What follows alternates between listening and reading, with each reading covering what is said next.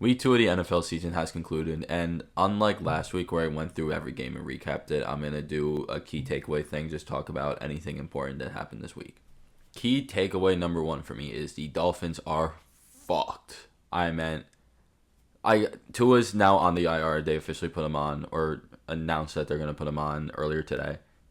And even with that, I don't think they were screwed. And now with Skylar Thompson, who's not a good backup by any means. And honestly, I don't know why the Dolphins haven't tried to sign a better backup like a Tyrod Taylor or somebody like that. But whatever. And I'm very concerned for the Dolphins. They're 1-1 right now. I don't have to schedule them. They can end up being 1-0-4 or 1-3, and then they're starting the year. And I don't even think Tua is going to only be out 4 games. Let's say he's out 5 games, and they go 2-3. That means they start the season 3-4. Or if they go 1-4 and start the season 2-5, the Dolphins may have already missed the playoffs already, and we're in week 2. Key takeaway number 2 is I feel horrifically bad for Bryce Young. There's just no words. I was going to upload something on this yesterday when they announced who was going to bench him, but feel like I want to blame the Panthers. I want to shift blame to the Panthers because I really do feel bad for Bryce Young, but I can't. Last year maybe they started him too early. That's the only thing I can say, which makes sense, but it's a very interesting conversation and one that I'm not going to have here about starting QBs early. But they did put pieces around them. They got Deontay Johnson, Xavier Legette, paid $100 million to Robert Hunt, put other pieces on that offensive line. They really did try to help him, and it didn't work. He's been terrible so far, but I still really feel bad for him. Key takeaway number 3 is the Saints may be legit. Now the Bucks have also been great to start the year, and let's add this to key takeaway number 3. Is honestly, let's make a key takeaway number 4. Let's mention it. We'll mention the Saints first. 47 points and 44 points. 47 against the Panthers. The Panthers. Then they go into Jerry's World and put up 44 on the Cowboys. They scored, a touchdown on their first 6 drives of the game? That's ridiculous. Absolutely ridiculous. And then the 4th takeaway is that the NFC South is a legit good conference. They're not a bottom feeder conference. The Saints may be contenders for something big. The Buccaneers have been playing amazing so far. The Falcons are not too bad either, and they were the favorites to win the division coming in. They just beat the Eagles. That's 3 teams that legitimately could win 11, 12 games, at least so far how they've been playing, and compete for that division title. This NFC South could be the most fun most fun division in football this year. Key takeaway number 5 is the Jaguars are bad, and there is something seriously wrong in Jacksonville. Now, I'm not going to lie, Trevor Lawrence, I haven't seen his stats line for this game. I'm going to check that real quick. Yeah, Trevor Lawrence, this is not a good stat line. He hasn't been playing awful. He hasn't been playing great. He made some great throws, but he hasn't been playing great. Brian Thomas, oh my God, what a pick it's looking like so far. But there's some real problems in Jacksonville. You choke versus the Dolphins, a huge choke when ETN has terrible ball security, which is also, I'm not going to call it a key takeaway, but it's also been a very big thing in the NFL is ball security, especially on the goal line. And then they have they just 13 points on a day where Trevor Lawrence has a stadium named after him. I don't know. That's a whole other weird thing, but there is problems in Jacksonville right now. This team could honestly, I had them as an 8-9 team. This team can win 5 to 7 games, is what they're looking like right now. Key takeaway 6 is the Patriots are not a bad team. They aren't going to be a bottom. They could still be a bottom feeder in the AFC, but they are not They are still one of the worst AFC teams. So what am I trying to say here? They're just not terrible. They beat the Bengals, then they go and they play the Seahawks to overtime.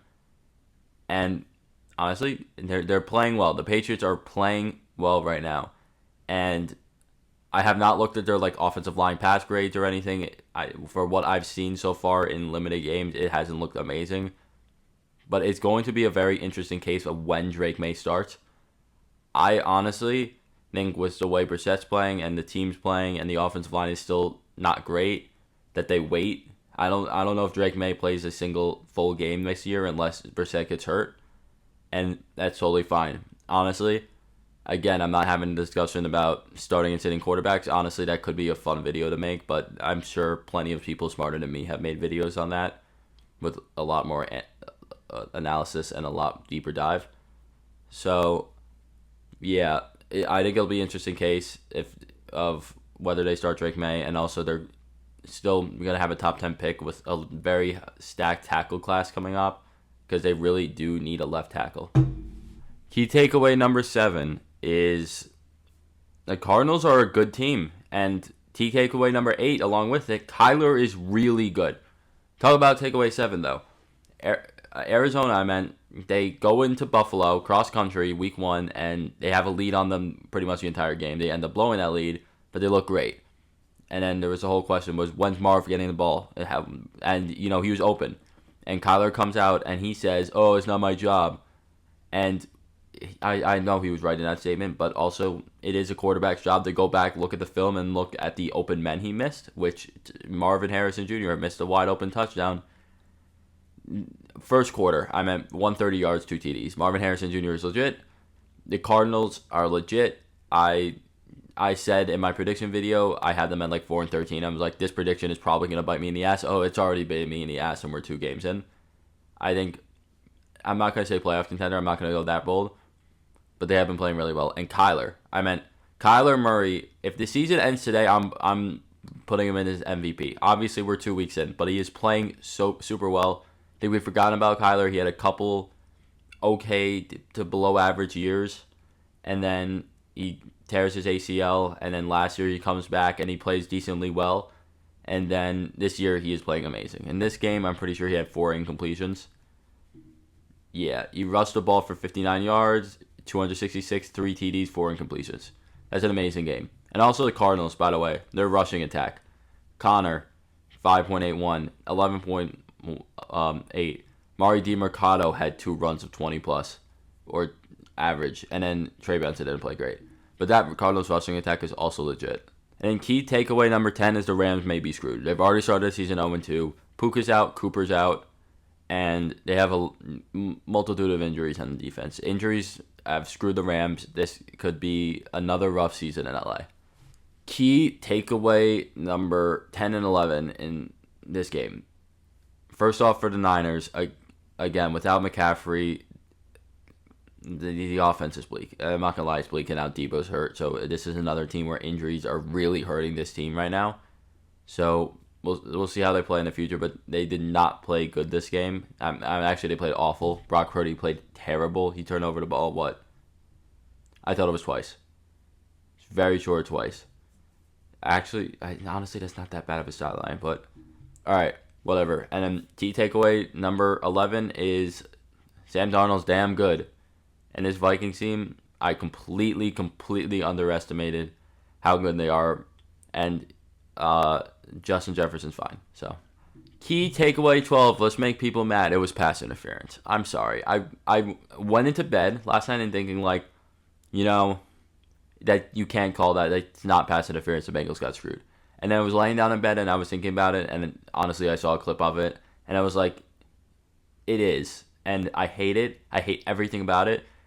But in that situation where it's not a Hail Mary. It's 1-on-1, and the corner or whatever, the defensive back came in way too early. It sucks.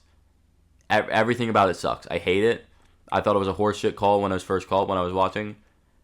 But after a day or 2 days of sitting on it, it was a pass interference. That's really all I was going to say on it. We're going to finish this off with key takeaways 13, 14, and 15 all in this. Key takeaway 13 is Justin Fields should be the starter moving on. I don't care how many points they put up. He is playing pretty well. I meant this. He didn't throw the ball a lot. He's not throwing the ball downfield a lot, but he's playing well enough for them to win so far. And until he proves that he can't, I think he should stay as a starter, and that seems like what the Steelers are doing. And I know they've only put up, 1 touchdown all year. Still. And then key takeaway number 14 is Bo Nix should not be starting. He has 4 picks in 2 games. He is living up to the Bo picks. He's playing like Auburn Bo Nix. And I get more why they started Bo Nix because he's older. He played the most games in college history. He's very veteran. Still should sit. And then key takeaway number 15 is kickers are good. I meant the kicker in the league right now is insane. Only one player has missed a 50-yard field goal, and it's everybody who would expect to be. It's Justin Tucker. This is crazy. The only kicker to miss a 50-plus yard field goal is Justin Tucker. He's 0-2. Insane. But those are my key takeaways for week 2. Probably going to do this again week 3, not on Tuesdays, though. I think this is going to be a Monday thing, so Monday Night Football won't be put into this, but it's just to keep with the new upload schedule. So thank you all for watching. Discord's in the description. See ya.